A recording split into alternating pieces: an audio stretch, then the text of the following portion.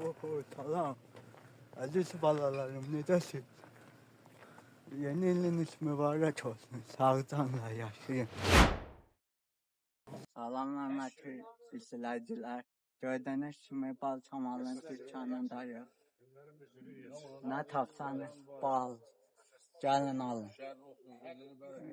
Gözəl dükkandır.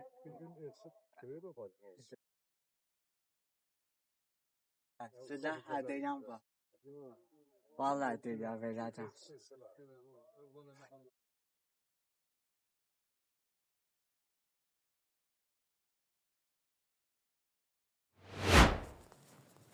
Şaxta, bahara gedirsən? Oho, salam əziz balalarım. Gördüyünüz kimi Laçındayım. Bu da Balçamalın məşhur.